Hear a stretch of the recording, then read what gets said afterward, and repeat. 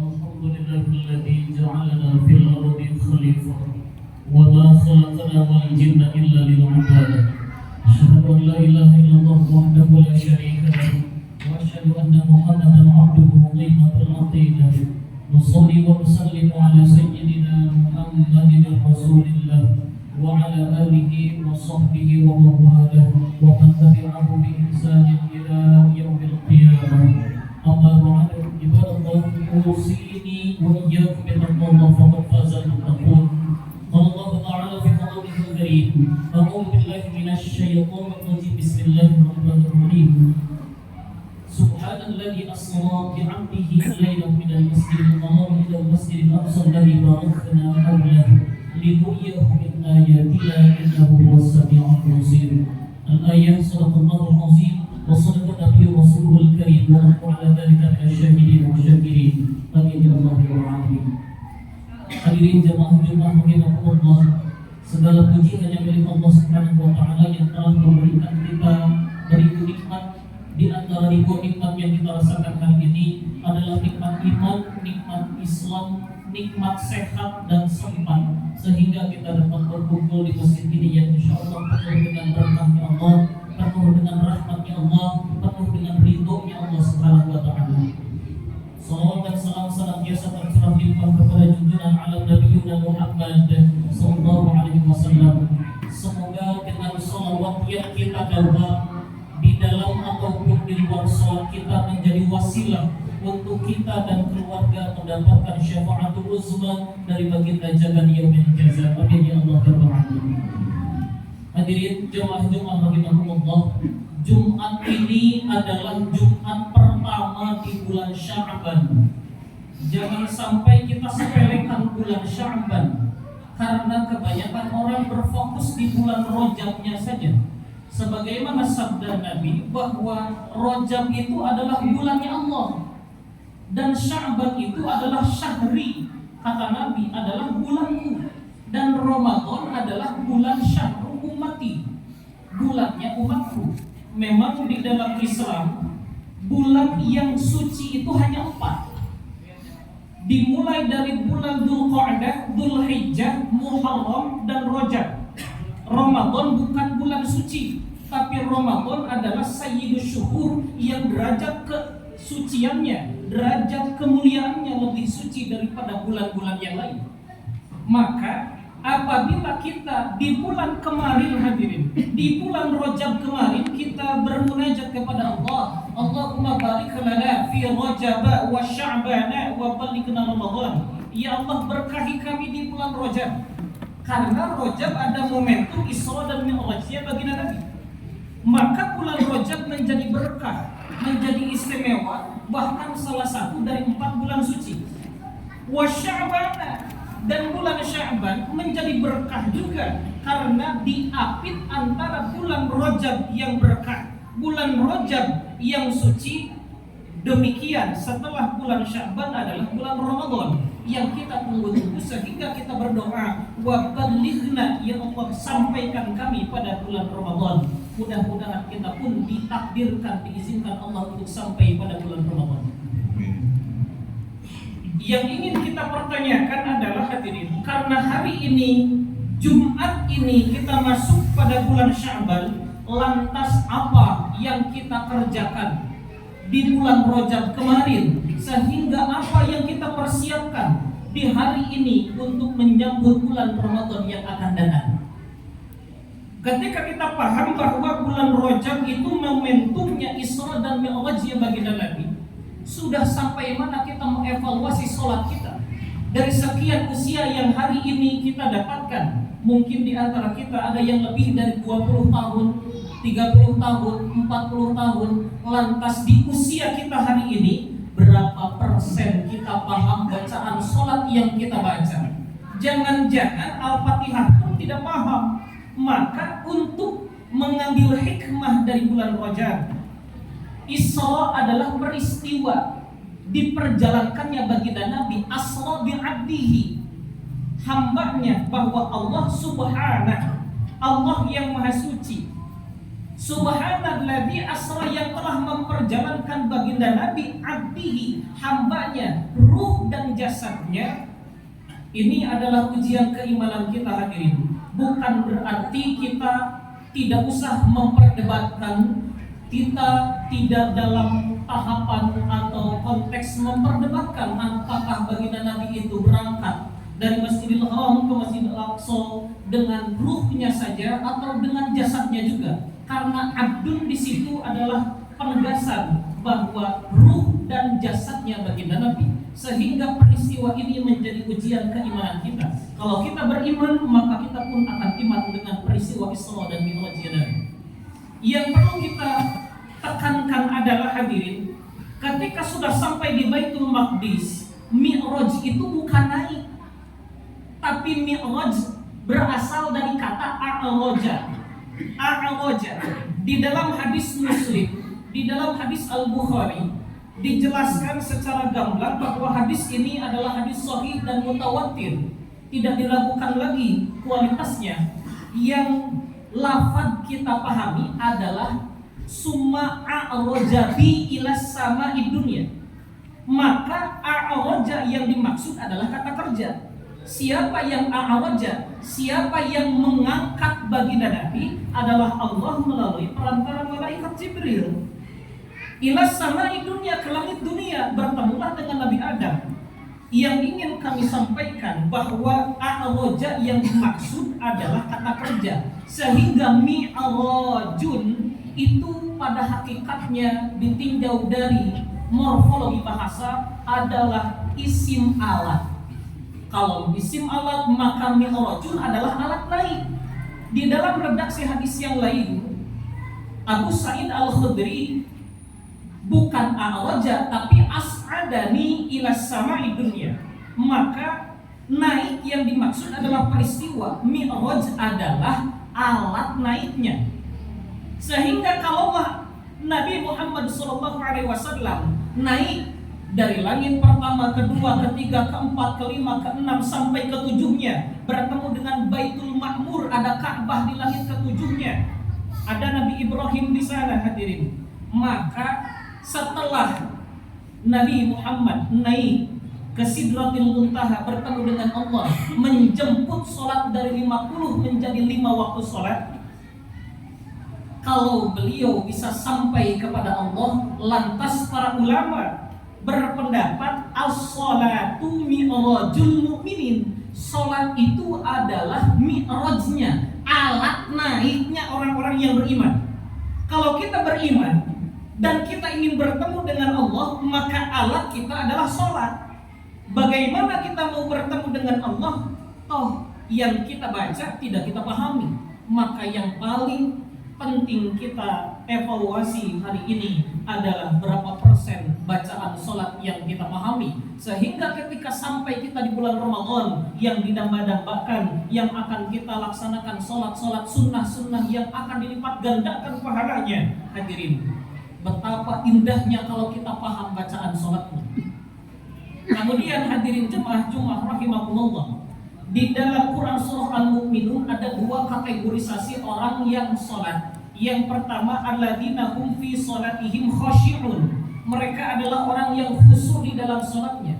Yang kedua, walladzina hum ala sholawatihim yuhafizun. Adalah mereka yang menjaga sholatnya.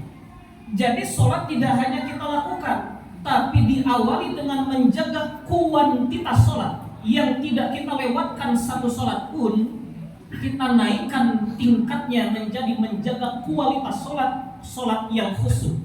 Sholat yang khusyuk di dalam Quran surah Al-Baqarah ayat 45. Wasta'inu bis-sabri was-shalah wa innaha lakabiratun illa 'alal khashiyin. Meminta pertolonganlah kamu dengan sabar dan sholat. Sungguh kata Allah, firman Allah, meminta pertolongan kepada Allah dengan sabar, dengan sholat, lakabiratun illa 'alal khashiyin. Sangat susah, berat. Illa 'alal khashiyin, kecuali bagi mereka orang-orang yang khusyuk di dalam sholatnya. Yang seperti apa yang khusyuk itu? Ayat 46-nya, alladzina yazunnuna annahum mulaqu rabbihim. Mereka adalah orang-orang yang ketika sholatnya mereka seolah-olah merasa dirinya bertemu mulaqu rabbihim dengan Allah. Wa annahum, dan yang kedua cirinya adalah dia meyakini bahwa sholat yang dia lakukan adalah sholat yang terakhir, karena dia yakin mulaqu rabbihim wa annahum ilaihi raji'un, akan kembali kepada Allah Subhanahu wa taala. Ketika kita sudah mengira bahwa sholat kita bertemu dengan Allah, hadirin, itulah mi'rajnya orang-orang yang beriman. Itulah mi'raj, alat naiknya orang yang beriman. Maka apabila kita sampai pada tahap orang yang menjaga kuantitas sholat kita, itulah yang disebut dengan melaksanakan sholat. Setelah khutbah ini selesai, kita sholat 2 rakaat sholat Jumat, bubar kita dari Masjid Baitul Muttaqin ini, maka hadirin, itu melaksanakan sholat. Lantas bagaimana dengan menjaga sholat? Dari selesai kita melaksanakan sholat sampai bertemu kita dengan sholat yang lain, selama kita berada di rentang waktu itu, kemudian kita menjaga dari tidak mencela orang lain, menjaga dari tidak membicarakan aib orang lain, menjaga tangan kita dari tidak menjalankan atau melaksanakan judi online, menjaga diri kita dari menghina orang lain, mencela orang lain, menjaga diri kita dari kemaksiatan kepada Allah, maka itulah yang disebut dengan menjaga sholat. Maka hadirin jamaah Jumat rahimakumullah, di dalam khutbah ini mari kita sama-sama tingkatkan kualitas keimanan kita, tingkatkan kualitas sholat kita menjadi sholat yang khusyuk. Karena keimanan perlu pembuktian. Bagaimana kita cara membuktikan keimanan kita? Kalau kita iman, maka kita pun harus iman dengan peristiwa Isra dan Mi'rajnya baginda Nabi. Kalau kita iman dengan peristiwa Isra dan Mi'raj, wabil khusus pada bulan Rajab kemarin yang baru kita lalui, maka keimanan terhadapnya harus dibuktikan dengan apa? Peningkatan kualitas sholat kita. Karena sholat adalah alat naiknya, mi'rajnya orang-orang yang beriman. Tidak hanya itu, tidak sampai di situ. Innal ladzina amanu wa 'amilus shalihat kanat lahum jannatul firdausi nuzula khalidina fiha la yabghuna 'anha hiwala. Salat, menjaga diri dari hal-hal yang diharamkan dalam agama, berbuat baik kepada sesama adalah menjaga sholat, dan itu disebut dengan amal-amal soleh. Innal ladzina amanu, yang beriman, wa amilus sholihat, disandingkan dengan kata dan berbuat baik, mereka sudah dijanjikan kanat selahum jannatul firdausi nuzulan, dijanjikan surga firdaus oleh Allah Subhanahu wa taala. Lantas akhir dari Quran surah Al-Kahfi, faman kana yarju, barang siapa orang yang berharap liqa'a rabbih, bertemu dengan Rabbnya, bertemu dengan Tuhannya, falyamal amalan sholiha, berbuat baiklah, berbuat amal solihlah. Minimal kita awali perbuatan solih kita dengan menjaga sholat, menjaga kualitas sholat, menjaga kuantitas sholat, sampai kita menjaga sholat. Termasuk kategori waladina ala sholawatihim yuhafizun, mereka adalah orang-orang yang menjaga sholatnya. Faman kana yarju liqa'a rabbih falyamal 'amalan shalihan, dan kuncinya wala yusyrik bi'ibadati rabbih ahada, jangan sampai kita menyekutukan Allah. Sebesar apapun dosa yang pernah kita lakukan, innallaha la yaghfiru ayyushraka bihi, Allah tidak akan pernah mengampunkan dosa hambanya yang menyekutukannya. Wa yaghfiru ma duna dzalika liman yasha, sebesar apapun dosa yang pernah kita lakukan, zina, menghardik anak yatim, durhaka kepada orang tua, mabuk, Allah pasti akan mengampunkan segala dosa kita selama kita tidak menyekutukan Allah. Mudah-mudahan kita termasuk hamba Allah yang diridai oleh Allah Subhanahu wa taala. Barakallahu li wa lakum wa nafa'ani wa iyyakum bima fihi min al-ayati wa dhikril hakim wa taqabbala minni wa